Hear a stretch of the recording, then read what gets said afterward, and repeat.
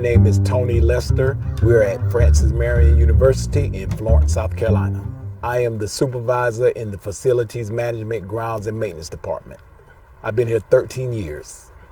This cabin is called a hewn timber cabin. Archie Waiters and his wife lived in this one. This is an old slave plantation, and originally there were 7 cabins here. These are the 2 remaining cabins that are left on this property. They were originally over by the library, which is in the center of the university. There are marks. There are marks that are put on each piece of wood.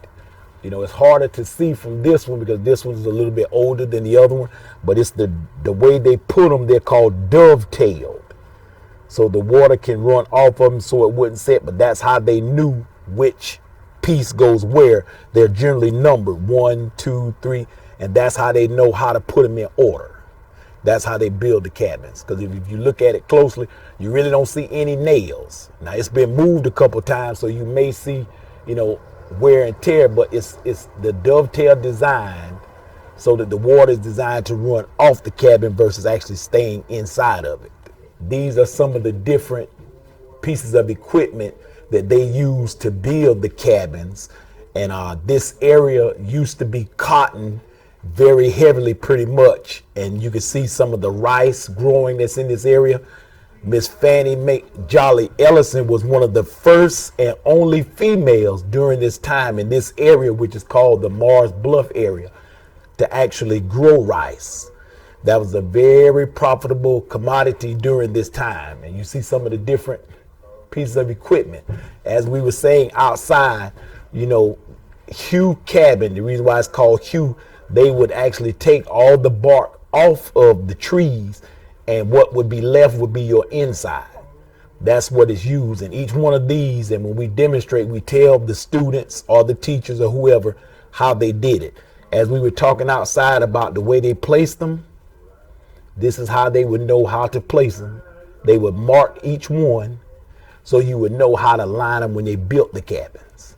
Then they show you the prices of what they went for back during that time. You know, oftentimes the different teachers in the class, they would laugh about the price. This is 1929, and it shows you what Archie Waiters and his wife, Tina Waiters, made. You know, we tell them, you know, could you live off of that today? $1.05 for a whole day's work. You know, we definitely couldn't live in that in today's time.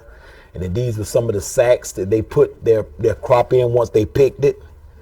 So, I mean, this is really hard work on a farm. And generally, the youngest of children at age 5, they're actually beginning to learn in what they were going to be doing as well. But as I was saying, Archie Waiters and his wife were the tenants. This is called the Gregg Plantation because Alex and Florence Gregg actually were the first to live here.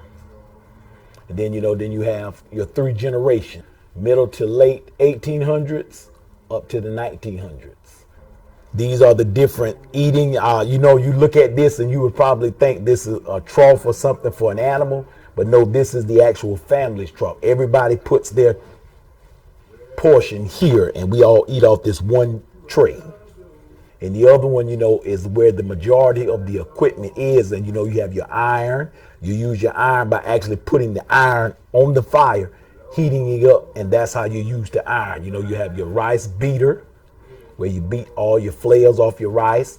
So all the equipment that they actually used on this farm are actually on exhibit throughout this cabin, between this one and that one. A lot of our young African-American males and females don't know the history, don't know how far they've come, and you may look at slavery from a point of reference of something being far off, but it's actually at your back door.